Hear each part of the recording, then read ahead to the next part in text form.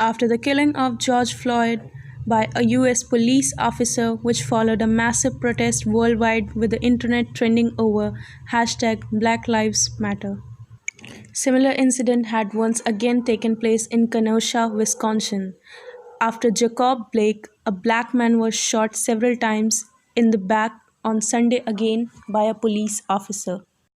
Soon after the incident, protests took over the US cities, which turned violent on Tuesday night, with two people being killed and one injured in the shooting, for which a 17-year-old residing in Kenosha is arrested as a suspect. Such incidents are followed by a massive protest and movement concerning the lives and rights of black people. Today, we know enough about importance of human rights and what consequences they can lead if they are denied. People raise their voice when they see wrong because they know it's the right thing to do. But what if denial of human rights becomes so normalized that raising voice against it seems different? During late 19th century, racist crimes grew throughout the United States. The southern part of the US had noticeable tensions between blacks and whites. Between 1882 to 1896, around 4,743 lynchings were recorded, out of which around 72% people were blacks. The conflict started with the notion by people in which they blamed their financial problems on freed slaves. Lynchings were being justified as the answer to the crimes committed by blacks. In 1892, three grocery store owners, Tom Moss, Kelvin McDowell, and Will Stewart, were murdered by a mob of white men for just being competitive in business. Many such incidents went without legal investigation, but this time someone decided not to sit back and to start investigating these crimes.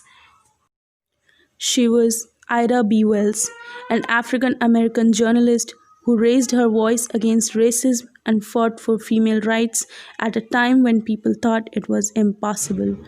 Born a slave in Holly Springs, Mississippi, she was well aware of the existence of racial prejudice even after many denials of it. She lost both of her parents and one sibling by yellow fever. She supported her siblings by working as a teacher in Memphis, Tennessee. During this time, she also began working as a journalist. She wrote about the racial cruelty and politics in South. She wrote about the incidents that went unnoticed and questioned the people in power while risking her life. She published her investigation in 1892, after which her newspaper presses were destroyed by a white mob. She was in New York at that time, and being there, she republished her investigation with the name Southern Horrors Lynch Law in All Its Phases.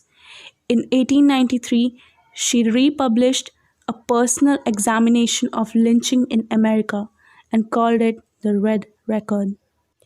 In 1898, she led her anti-lynching protest to White House, which called for action. She didn't give up even after getting numerous of death threats.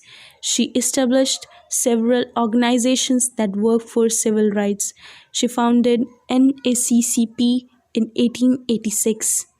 By voicing up against what was wrong, Ida B. Wells left behind a story of social and political heroism. When oppression asks for submission and you think, that's it can't be changed, just remember a woman named Ida B. Wells never thought like that.